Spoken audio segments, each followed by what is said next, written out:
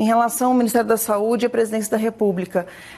Não pode ser duas coisas separadas. Como bem disse o Molina, esse palanque que foi utilizado agora há pouco pela equipe do Ministério da Saúde é algo que mostra que o Ministério da Saúde está querendo atuar à parte.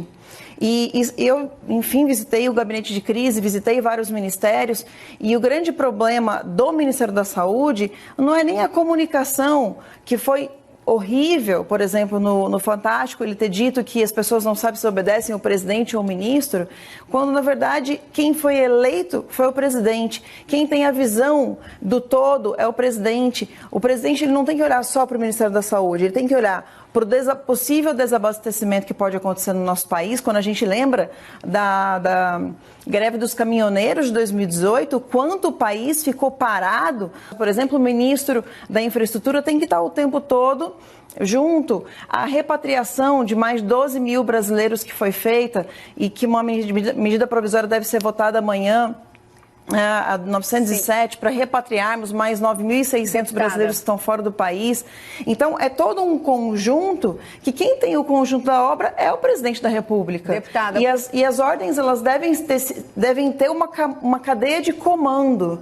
E quando a gente fala em gestão, a gente vê erros desde o início lá do Ministério da Saúde, que, por exemplo, quando a gente fala em indicadores, hoje você tem 98 mil pessoas infectadas, né? 14 mil já curadas, que só ontem a gente soube que metade dos infectados já foram curados, 55% já foram curados. Ou seja, a comunicação do Ministério da Saúde tem sido de pânico, quando na verdade a gente tem 7 mortes para cada 1 milhão de habitantes. Aí você fala, você não está se importando com essas 7 pessoas mortas? É claro, todos nós estamos nos importando. Mas a gente tem que olhar para o todo, e esse olhar para o todo cada ministro tem que responder ao seu chefe. Quando a gente fala de ministro, o ministro não tem que ir num palanque, trazer uma coletiva, ficar 1 hora no ar, nem o presidente da República faz isso, trazendo toda a atenção para ele. Ele quer o quê? Ele criou uma crise, o ministro da Saúde, até 10 dias atrás, as coisas estavam andando.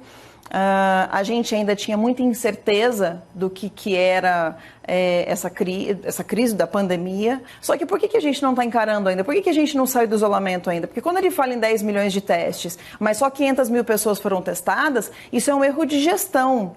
Quando a gente fala que os indicadores, por exemplo, só foram ditos ontem que 55% das pessoas estão curadas, isso é um erro de gestão. Então, essas informações, elas estão chegando pouco a pouco.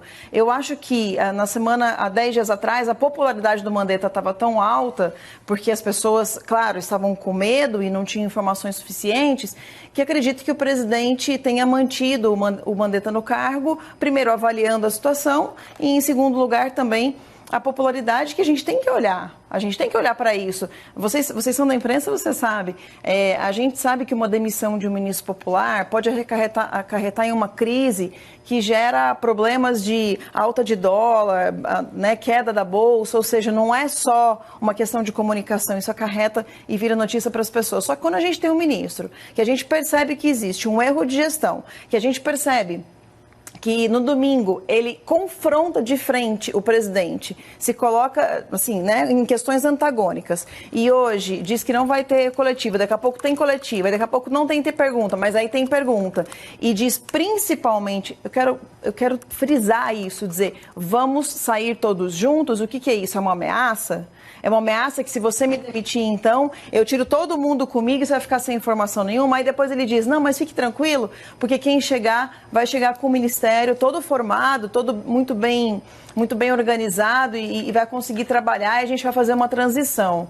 Então, assim, ao mesmo tempo que ele parece o bom moço, ele age como alguém que está colocando o presidente em xeque-mate. Eu não sou presidente, não sou eu que decido demissão, e você me perguntou o que deveria acontecer. Eu acho que essa insubordinação, e não só insubordinação, mas principalmente os erros de gestão, a falta de clareza em algumas informações, a falta de clareza. Por que os governadores fizeram cada um de um jeito? Porque não teve uma clareza de comunicação de cima para baixo. A gente tem hoje mais de 4.800 municípios sem nenhum caso de coronavírus. Eu acho que a demissão não aconteceu ainda porque não tinha chegado a esse limite, né? E a percepção sobre os erros de gestão estão começando a ser vistos agora. Quando a gente fala dos erros de gestão, vocês perguntaram quais são, quando a gente tem uma crise, a gente precisa fazer uma gestão de crise, mapear quais são os riscos e tentar dirimir o máximo possível esses riscos. Você tem que ter um planejamento estratégico para a União, tático para os estados e para os municípios, uma estratégia operacional. Você teria que mapear a quantidade de hospitais. Tem vários hospitais fechados no Brasil todo que poderiam ter sido abertos. Tem várias vilas olímpicas que foram montadas para a Olimpíada e que poderiam ter sido usados como hospitais, tentando diminuir o custo com os hospitais de campanha. Essa cadeia de comando, sendo, no caso, o ministro da Saúde um dos ministros envolvidos dentro de uma crise que envolve vários outros ministérios, ele deveria ter feito uma cadeia de comando de indicadores e de plano estratégico para todos os governadores a partir do clima que cada um tem, a partir do número de população, a partir do número de leitos. Tudo isso deveria ter sido mapeado há 4, 5 semanas. Por que está demorando tanto para mapear isso? Eu acho que o presidente está começando a perceber que muitos discursos, a gente sabe que é uma crise sem precedentes, mas esse Ministério da Saúde deveria estar mais preparado, com mais informações a respeito de tudo. E se tivesse acontecido isso, os governadores não teriam tomado tanto à frente e hoje a gente não teria crises como as que estão acontecendo, né? Do Dória, por exemplo, a gente está vendo o número de carreatas se multiplicando em São Paulo, com um pedido até de impeachment de um governador que não precisaria estar acontecendo se o Ministério da Saúde tivesse atuado em conjunto com outros ministérios, fornecendo subsídios para tomada de decisões pontuais, não fechar mais de 4.800 municípios que sequer foram contagiados e acabar com a economia do jeito que está acontecendo. Na verdade, o governo Jair Bolsonaro, em nenhum momento, ele fala em segundo plano. Ele coloca no mesmo patamar a preocupação com a pandemia. E quando a gente fala pandemia, a gente pensa em vidas, né? Perdermos vidas aqui. E do outro lado, as pessoas pensam em economia, mas na verdade o presidente Bolsonaro, ele coloca vidas versus vidas aqui também. E quando a gente fala de economia, a gente fala sobre uma possível... Acabei de receber um número aqui sobre que o número de desempregados no momento são mais de 10 milhões por conta da pandemia. Se prevê mais 10 milhões de desempregados. Eu acho que muitas vezes o presidente Bolsonaro é mal interpretado na sua comunicação. Ele tem feito, inclusive, comunicados em redes nacionais dizendo que quando a gente fala em desgaste da economia, a gente fala em desemprego, e quando a gente fala em desemprego, recessão e etc., segundo o Lancet Global Health, uma das revistas científicas mais respeitadas do mundo, a gente tem aí que para cada ponto percentual que o desemprego sobe, meio ponto percentual sobe a mortalidade. O presidente é um guerreiro, o presidente é uma pessoa que tem contato com o público, que tem ouvido através das redes sociais, que acaba sendo um contato direto, a preocupação com o desemprego. E esse desemprego que gera desnutrição, que gera morte através da fome.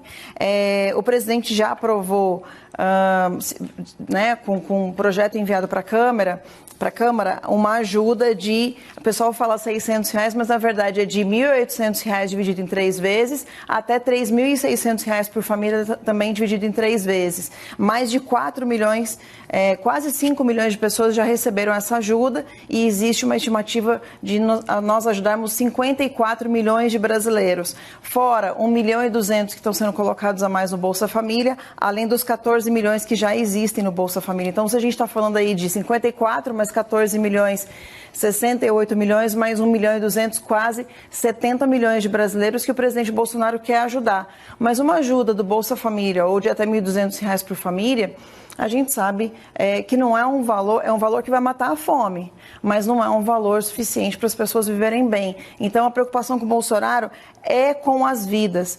Carol. Eu que agradeço, muito obrigada. Só queria completar que mais de 700 bilhões já foram assim, gastos nessa crise do coronavírus, podendo chegar até 1 trilhão. Então, o governo vai fazer tudo o que for necessário para poder salvar vidas. Obrigada, deputada.